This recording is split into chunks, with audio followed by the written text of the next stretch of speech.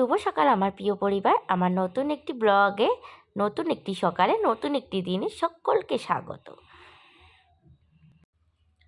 শুভ সকাল আমার প্রিয় পরিবার, আমার নতুন একটি ব্লগে সকলকে স্বাগত জানিয়ে আজকে ব্লগটা শুরু করছি। সকাল সকাল একগাল হাসি নিয়ে তোমাদের সঙ্গে চলে আসলাম। তো বড়দের প্রণাম আর ছোটদের ভালোবাসা নিয়ে আজকে ব্লগটা শুরু করতে যাচ্ছি। তো চলো সারাদিনে দেখতেই থাকো। এখন আমার সব কিছু কাজ কমপ্লিট করে তোমাদের সঙ্গে ইন্ট্রো দিতে চলে আসলাম। সকালবেলায় বাসন মেজে তারপরে হচ্ছে ওদিকে চানটা করে নিলাম, চানটা করে ঠাকুর পুজো কমপ্লিট করলাম। এখন ছেলেকে বসাবো হচ্ছে পড়াতে। তো তার আগে ভাবলাম যে তোমাদের সঙ্গে আগে ইন্ট্রোটা দিয়ে দিই, তারপরে চলে আসবো। তো চলো এখন সারাদিনে দেখতে থাকো কি হতে চলেছে সারাদিনের ব্লগটা। নিশ্চয়ই ভালো হবে, ভালো দেওয়ার চেষ্টা করব।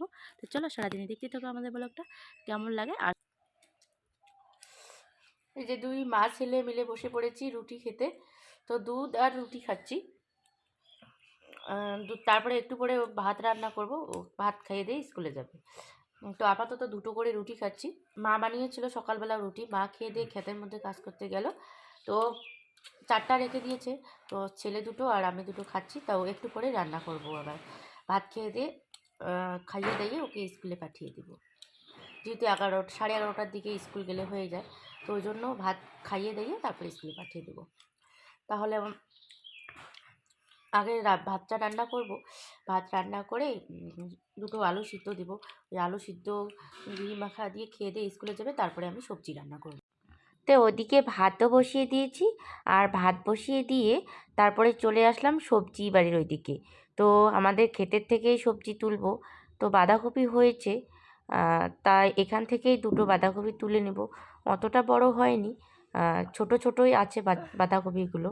অনেকগুলো লাগিয়েছিল বাবা, তো কিন্তু আমাদের এদিকে ষাঁড় ঘোরাফেরা করে, তো ষাঁড়ে খেয়ে নিয়েছে অনেকগুলো বাঁধাকপি। তো এগুলো যেহেতু ওই যে কুমড়া গাছের নিচে ছিল, তো ওই জন্য ওগুলো হয়েছে। তো এখান থেকে দুটো তুলে নিয়ে আজকে রান্না করব।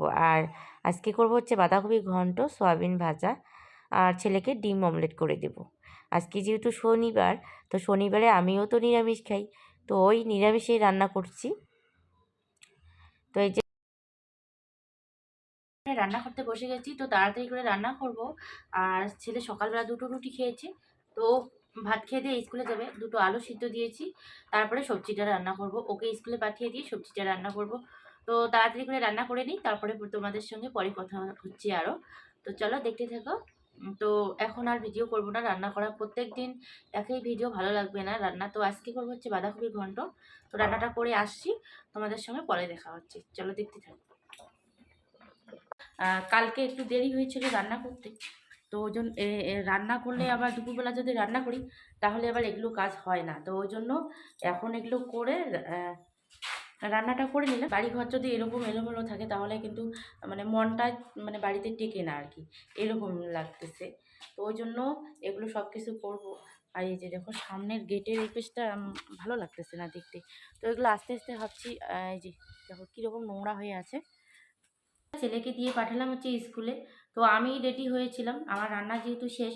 তারপরে ভাই আসলো, তো ভাই বললো যে আমিই নিয়ে যাই। তো ভাইকে দিয়ে পাঠালাম, ভাই স্কুলে নিয়ে গেল ছেলেকে। তো আমার তো রান্না বান্না কমপ্লিট।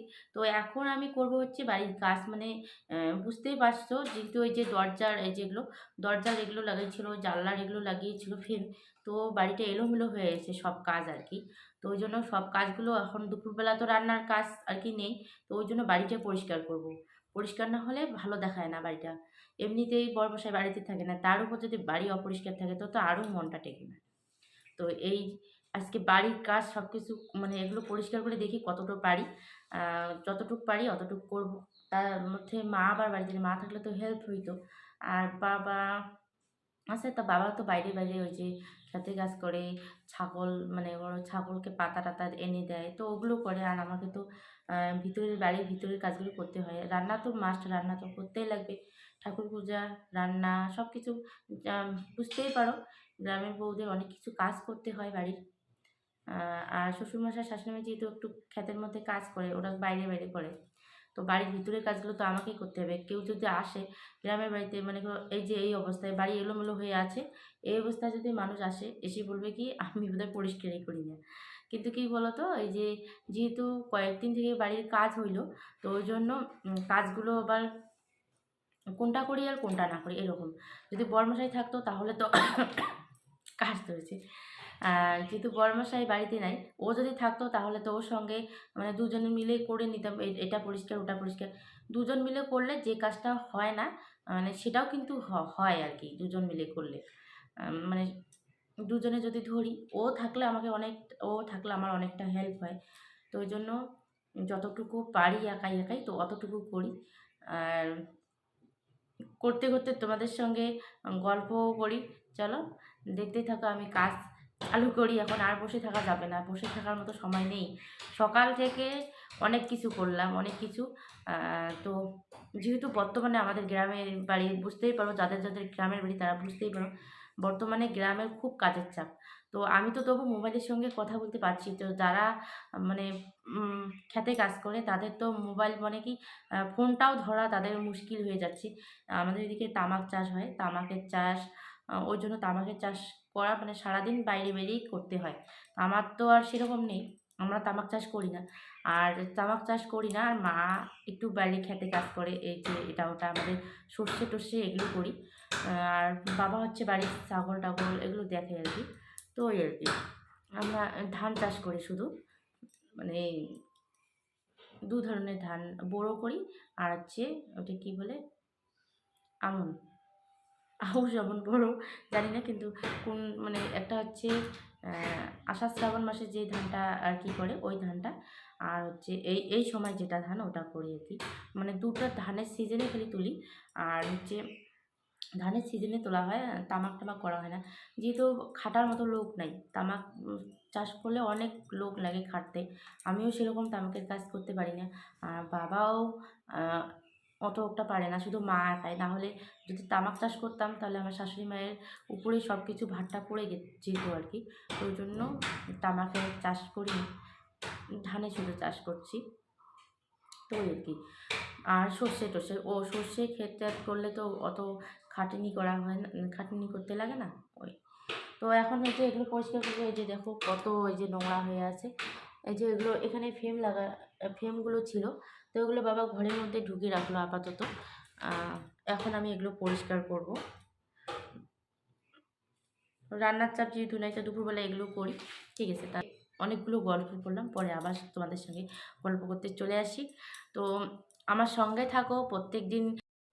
এই যে আমাদের বাড়ির সামনাটা, তো সামনাটা এই যে এরকম হয়েছে। আর এই যে মেইন গেটটা দেখতে পাচ্ছ, ওটাতে পরে যখন আ মানে গ্লাস লাগাবে তখন নাকি ভালো লাগবে আমার বর বলেছে। তো আপাতত এই যে টিন লাগিয়ে দিয়েছে। তো এরকমও আছে। আর সামনাটা এই দেখো কত এলোমেলো হয়ে আছে। পাথরগুলো ওগুলো তুলতে লাগবে। তো ওগুলো আস্তে, আস্তে তুলবো। একদিনে তো তোলা যাবে না। তো এই যে আমি এখানে রেডি করে নিয়েছি। আ গামলাটা ওখানে তুলে রাখবো কিছু। আর এই পাশটা হচ্ছে আমাদের উঠোন।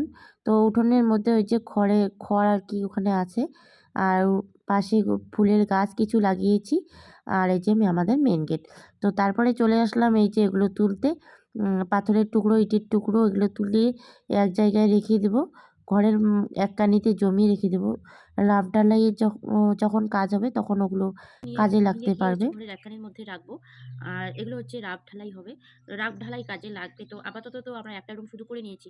এখনো অনেক মানে ৩ টা রুম বাকি আছে। একটা হল রুম বাকি আছে। তো এই যে এগুলো মানে কোথাও রাখলে ঝড় বৃষ্টি হবে, নষ্ট হবে। তো এই ঘরের এককানিতে রাখবো আরকি। যেহেতু ওই ঘরটা কোনো কাজ বলতে কোনো ওখানে কেউ থাকি না। আর থাকি না বলতে শুধু মানে ধান রাখা হয়। তো ওই ঘরটার একটানিতে আরকি জড়ো করে রাখছি। না হলে আবার কয়েকদিন পরে ঝড় বৃষ্টির দিন আসবে। তো এগুলো হচ্ছে নষ্ট হবে। তো এগুলো ভালো জিনিস, মানে ইটের এই যে এগুলো রাফ ঢালাইয়ে দেওয়া যাবে। তারপরে হচ্ছে বালু, পাথর, তো ওই আরকি। ওগুলো ওখানে রেখে দেবো জড়ো করে। তাহলে কিছুটা আরকি সেফ থাকবে। তো ওজন্য এগুলো গুটিয়ে নিচ্ছি। তো না হলে আবার এই যে ঝড় বৃষ্টির মধ্যে শেষ হয়ে যাবে এগুলো। এই যে দেখো কত সুন্দর হয়েছে বালুগুলো। এগুলো এগুলো তো টাকা দিয়ে কিনে এনেছি, তাই না? কষ্ট করে করা। আমার স্বামী আর আমি দুজন মিলে অনেক কষ্ট করে এই বাড়িটা বানিয়েছি। তো কষ্টের ফল আরকি আমাদের। তো ফেলতে আরকি কেমন লাগে? কষ্ট করে এই বাড়িটা বানিয়েছি। তো অনেক, অনেক পরিশ্রমের ফল আমাদের। তো এগুলো নষ্ট করব না। ভালো করে রেখে দিব। তাহলে অনেকটা সেফ পাওয়া যাবে ওখানে।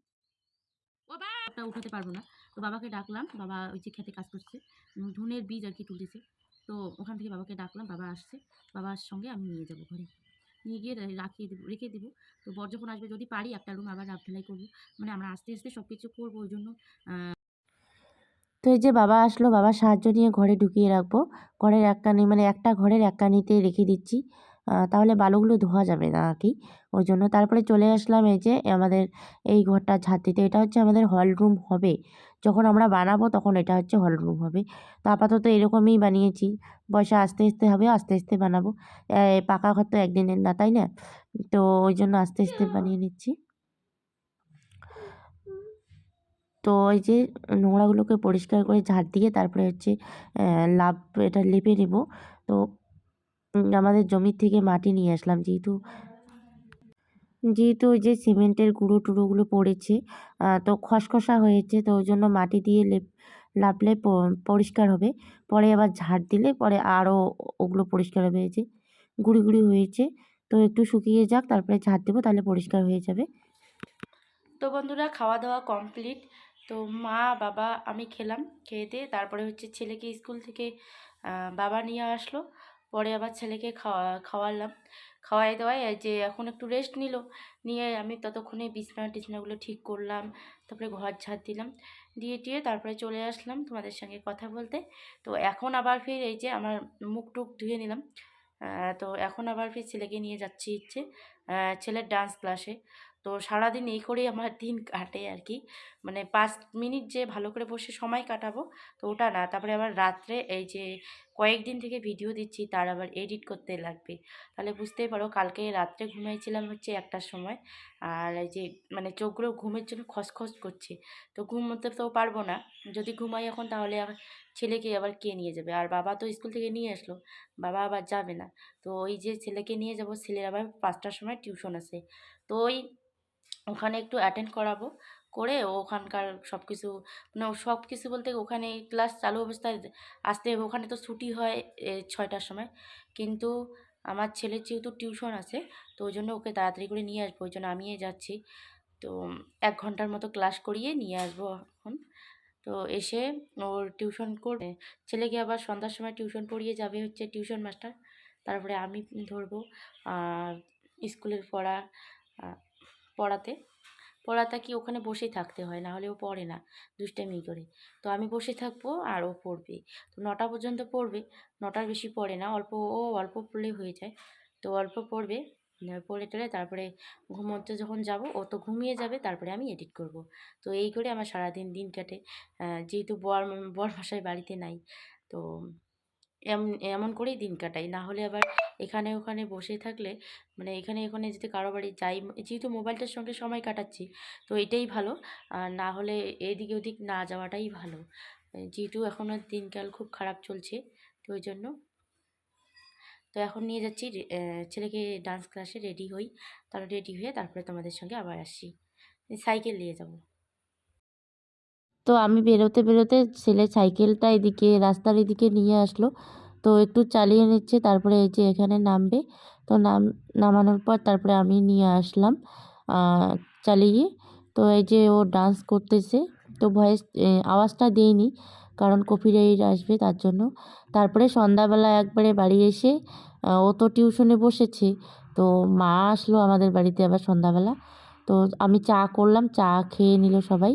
তো আমার শাশুড়ি মা হচ্ছে জল এনে দিল মাকে, আর আমার শ্বশুরমশাই টিভি দেখতেছে। তো এই টিভির ঘরেই আছি সবাই আর কি, ছেলে যেহেতু টিউশনে বসেছে, তো আমিও এখানে আড্ডা মারতেছি মায়ের